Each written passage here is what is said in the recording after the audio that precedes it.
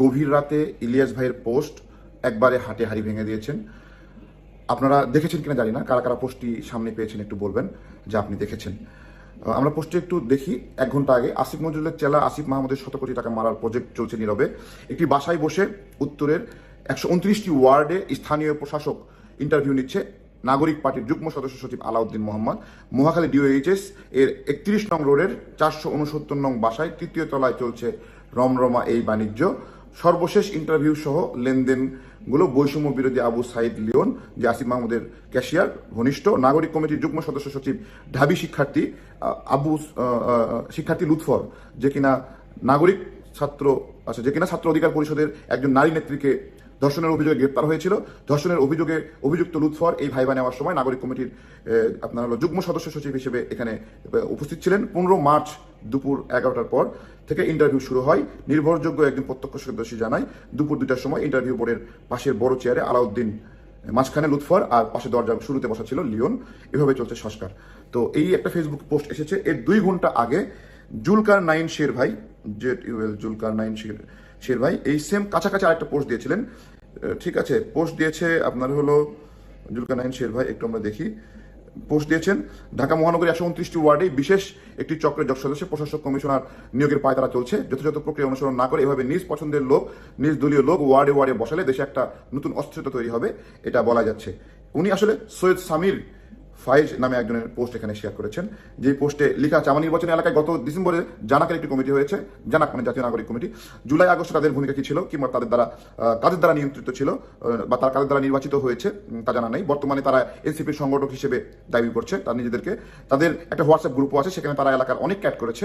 আজকে সেই গ্রুপে দেখুন তারা সিটি কর্পোরেশনের ব্যবস্থাপনায় এনসিপির সহযোগিতায় অসচ্ছল ভোটারদের ঈদ উপলক্ষে অনুদান দিবে। একটু খটকা লাগলো, তাদেরকে প্রশ্ন করলাম এখানে এনসিপির ভূমিকা কি, তারা নিজস্ব স্থানীয় উদ্যোগে নাকি তত্ত্বাবধানে। তারা জানালো সিটি কর্পোরেশন বরাদ্দ দেবে, তারাই অর্থায়ন করবে, বাস্তবায়ন করবে নাগরিক কমিটি। ব্যাপারটা ঠিক বোধগম্য হলো না। সিটি কর্পোরেশনে বরাদ্দ হলে তার রাজনৈতিক দলের মাধ্যমে বাস্তবায়ন হবে কেন? বাস্তবায়ন হলে এটা ক্যাশ ফ্লোটা কাদের দ্বারা নিয়ন্ত্রিত হবে, কাদের কাছে যাবে, কারা অসচ্ছলতা নির্ধারণ করবে কে?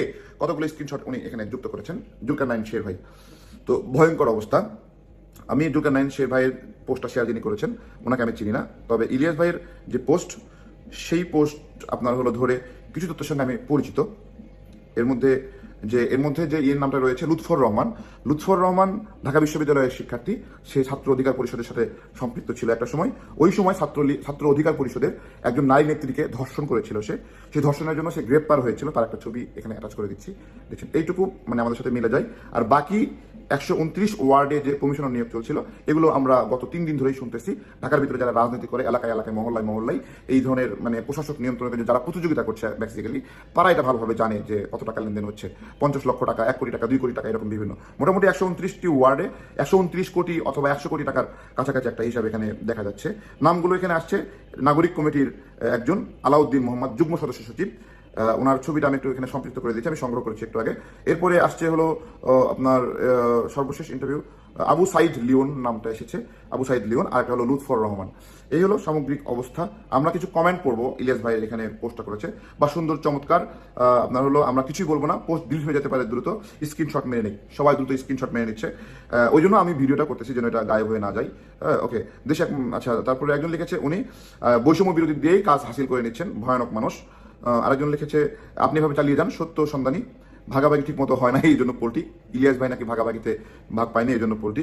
তার মানে আমি ভিডিও করতেছি, আমিও ভাগ পাইনি, সেই জন্য হতে পারে পোল্টি। তাকে বিশ্বাস করবো মাথায় আসতেছে না। একজন কমেন্ট করছে কোথায় কাকে নিরাপত্তা বোধ করবো, শেষমেশ ও আচ্ছা ঠিক আছে, এদের পরিস্থিতি বঙ্গবন্ধুর মতো হবে। কি বলবো ভাই, বাঙালির কপালে আর সুখ আসবে না, এই জন্যই আপনাকে ওরা পছন্দ করে না। সব সত্য ফাঁস করে দেন কেন লিখেছে। আরেকজন তারাও দল গঠন করে ক্ষমতায় আসার জন্য বেপরোয়া হয়ে উঠেছে। এই কারণে এই সংগঠনে যোগ দেওয়ার আগে পিছিয়ে গেছি, এটা শহীদের রক্তের সাথে বেইমানি করে ক্ষমতায় বসতে চাই, বয়কট করেন সবাই, এভাবে রেখেছে। আপনি সবসময় সত্যকে তুলে ধরেন এবং সমাজের অসঙ্গতিগুলো নির্ভয়ে প্রকাশ করেন। আপনার সাহসিকতা ও নিষ্ঠার জন্য আপনাকে হৃদয় থেকে সেলুট জানাই। দুইজন আমাদের বড় ভাই যারা সাংবাদিকতার একবারে শিকড় নিয়ে নাড়াচাড়া করেন সবসময়, ইলিয়াস ভাই, জুলকার নাইন শের ভাই, দুইজনের দুটো পোস্ট আসছে 1 ঘন্টার ব্যবধানে। তো এই বিষয়ে আমি মনে করি এটার মানে গোপন থাকবে না। যার কাছে যা তথ্য আছে সব গণহারে পোস্ট করা শুরু করে দিয়েছে। বেসিক্যালি স্থানীয় সরকার ডিপার্টমেন্টটা হলো আসিফ মাহমুদের। আসিফ মাহমুদ এটা নিয়ন্ত্রণ করে। গত 2 দিন আগে একটা ঘটনা বের হলো ওয়াসাতে নিয়োগে জালিয়াতি, যেখানে আসিফ মাহমুদের পিএস সে ধারাবাহিকভাবে অনেকগুলো লোককে অবৈধভাবে কোনো পরীক্ষা ছাড়া সুপারিশের মাধ্যমে নিয়োগ দিয়েছে, সেটাকে তারা বলছে এটা হলো আউটসোর্সিং এর লোক। আউটসোর্সিং নাকি এভাবেই উপদেষ্টারা নিয়োগ দিতে পারে, আগেও নাকি মন্ত্রী এমপিরা দিয়েছে।